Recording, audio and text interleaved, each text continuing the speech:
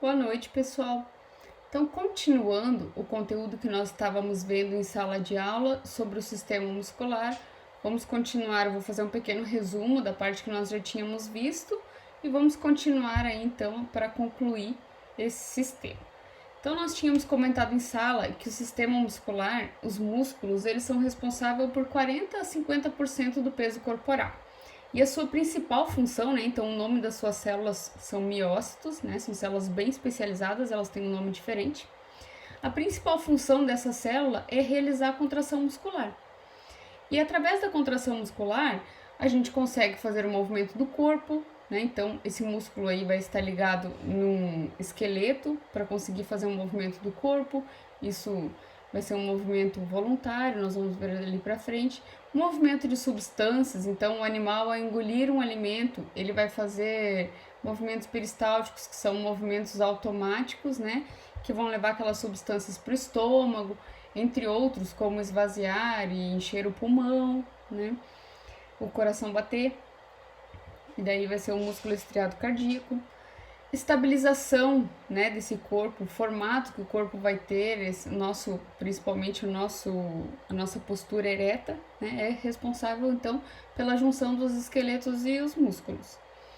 No controle do volume dos órgãos, então, por exemplo, o estômago, ele vai aguentar até uma capacidade de quantidade de alimento, né? Não vai exceder aquela quantidade que ele aguentar, exatamente porque os músculos eles vão controlar a quantidade, o volume, né, que aquele órgão pode chegar. Bexiga, por exemplo, também é bem importante, né? E produção de calor. Por quê? Porque para você fazer uma contração muscular, tem um gasto energético muito grande. Então, produção de calor, quando ocorre uma contração muscular, gasta-se muito nutriente, né? Gasta-se muito oxigênio, precisa um gasto energético muito grande e isso acaba gerando calor. Então, os tipos de tecido muscular. Nós temos o músculo estriado esquelético, nós temos o músculo estriado cardíaco e o músculo liso. O músculo liso é aquele que não tem estrias visíveis, por isso que ele se chama músculo liso. Essas estrias nós vamos ver lá no músculo estriado cardíaco e no estriado esquelético. Então, o músculo liso, ele tem um movimento involuntário, é comandado lá pelo sistema nervoso autônomo, que nós vamos ver nas aulas lá para frente, né? Ele é um tipo de célula fusiforme com um núcleo central e responsável, então, por movimentos involuntários. Então, eles vão estar ali no sistema digestório, sistema urogenital, vasos sanguíneos, né? Para auxiliar aquele sangue dentro das veias e artérias. Formado por actina e miosina, que nós vamos ver depois, que são os tipos de proteína, né, que formam esses músculos. O estriado cardíaco é um músculo que também ele vai estar presente no corpo do animal, só que ele é um tecido específico lá do coração. Então ele tem estrias visíveis, também é de movimento involuntário, então tanto o liso quanto o estriado cardíaco são de movimentos involuntários, é o sistema nervoso autônomo quem vai comandar isso, né? Então ele vai ter um potencial de ação, o neurônio vai mandar para ele uma mensagem de que ele tem que se contrair e relaxar e isso vai acontecer. Tem o núcleo central, né? São células alongadas com estrias visíveis. E o músculo estriado esquelético é aquele que vai estar lá colado no nosso osso, né? Que vai dar aí então o movimento para esse animal. Esse movimento vai acontecer porque ele vai ser voluntário. Então, assim que esse animal for desempenhar um movimento, ele vai mandar uma mensagem para o cérebro e esse cérebro vai chegar lá com os neurotransmissores no músculo e vão fazer com que esse encurtamento da fibra, né, ou esta contração aconteça para gerar um movimento. Então, a contração e o relaxamento elas vão acontecer porque esse indivíduo quis, então é de movimento voluntário. Característica dos músculos, então, excitabilidade, que é exatamente isso. Ao receber um potencial de ação, esse músculo ele vai fazer a sua contração ou o seu relaxamento. E aí, essa quantidade de músculo, ela vai ter a sua propriedade de elasticidade, né? Que é, então, ela ter a capacidade de ter uma extensão e uma contração, né? E voltar ao seu tamanho normal. Então, já vem, né, com as linhas ali de baixo, a contrabilidade e extensibilidade. Então, o músculo estriado esquelético, ele é formado né? Ele é exatamente organizado dessa maneira.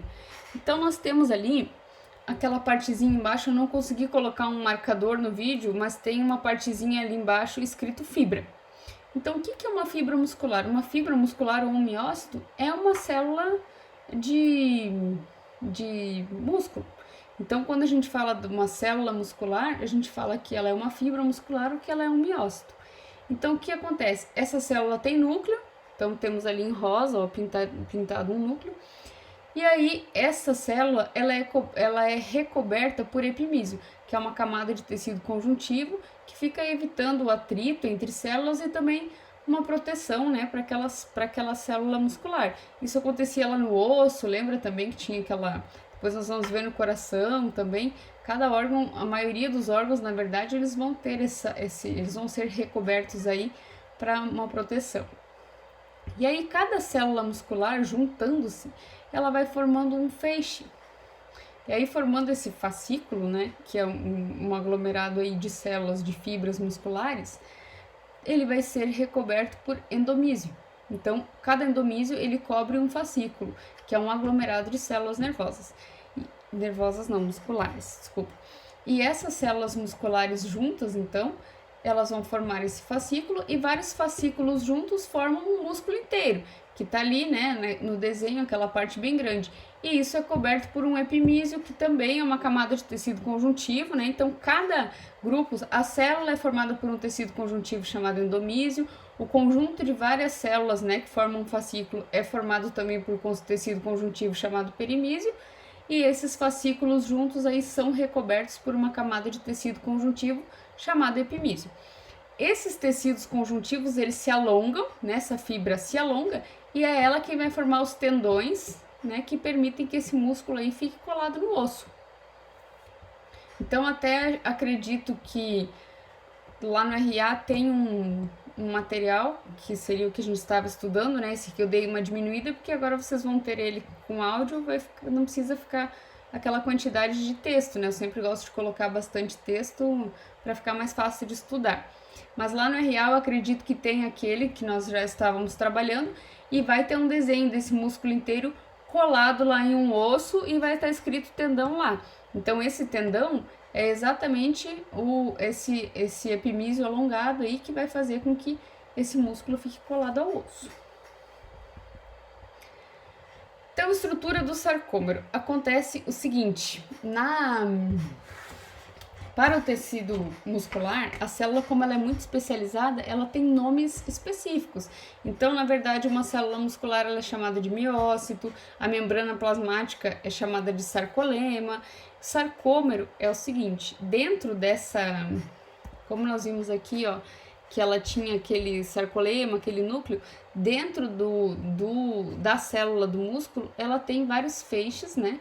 Esses pequenos feixes aí, são formados por estruturas chamadas sarcômero, que é aquilo que a gente tem ali embaixo, ó.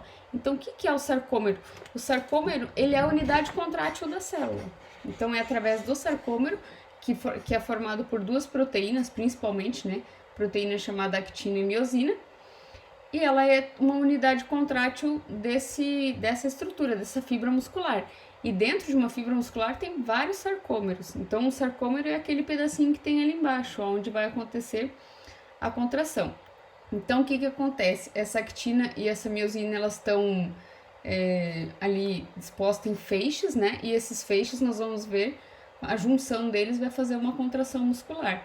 Então, essa contração muscular, ela vai ser vigorosa entre quando chegar esse potencial de ação, essa mensagem do neurônio aí, neuromotor, que esse músculo precisa se contrair, vai ser uma quantidade de sarcômeros aí que vão, né, onde tiver ligação, sítio de ligação desse neurônio com essas células, vão acontecer aí várias contrações juntos de vários sarcômeros, assim como o relaxamento. Então, ali nós temos a fisiologia da contração. Como que acontece uma contração? Coloquei ali umas etapas bem resumidas só para lembrar. Então, aqui do lado, ó, nós temos ali uma célula, uma fibra, né? Uma célula muscular, um miócito. E aí, dentro desse miócito, ela tem aqueles filamentos. Então, temos ali, ó, disco Z, banda A, banda I. que é isso? São essa actina e essa miosina, elas vão formar feixes ali dentro, que esses feixes é que vão se ligar. Então, quando esse músculo tá relaxado, a miosina tá lá, né? Se você olhar ali embaixo na foto, está escrito, ó, actina de um lado que está em azul e a miosina lá embaixo está em rosa. Então, essa miosina, ela vai estar ali ligada naquelas bandas, né? E a actina vai estar, elas vão estar separadas. E aí, o que acontece? Para que aconteça essa contração, tem que existir um potencial de ação. Então, vamos supor que esse indivíduo vá caminhar. Claro que isso acontece em fração de segundos. O indivíduo não precisa pensar que ele vai caminhar, que vai ter que contrair. Isso é em fração de segundos. Então, esse neurônio motor vai mandar uma mensagem, né, ali nessa célula. Então, esse neurônio, depois nós vamos ver lá quando estudarmos o tecido nervoso, que esse neurônio ele tem seus axônios, que é onde vai sair aquele potencial de ação, e esses axônios são ligados vários feixes nessas fibras. E aí, quando chegar aquela mensagem, aquele potencial de ação, que essa fibra muscular ela vai ter que se contrair, o ATP, a miosina, como comentei antes, né, isso tem um gasto energético muito grande, então essas células, como tem gasto energético, elas são bem irrigadas aí, né, tem muitos vasos, muitos capilares para levar ali substâncias, né, nutrientes e gases, e também para recolher aqueles resíduos, né, que vão ser formados ali dentro por causa da contração muscular. Então, o que acontece? Para que aconteça essa ligação da actina e da miosina, que é o que vai ser responsável pela contração muscular, a miosina ela tem que ter uma energia. E essa energia nós vimos lá no ciclo de Krebs, lá que o Jonas falou tanto, né? Que ele gera ATP. Esse ATP é a energia para a célula. Então a miosina ela vai ter lá um ATP ligado a ela e ela vai fazer a hidrólise desse ATP para ocupar a energia que tinha nele. Então, o que acontece? Ela ocupando a energia que tinha dele, ela vai quebrar, vai fazer uma hidrólise e ela vai ficar prontinha para receber, né, para conseguir se ligar com a actina. Só que a actina, ela está lá ligada com um complexo chamado troponina e tropomiosina.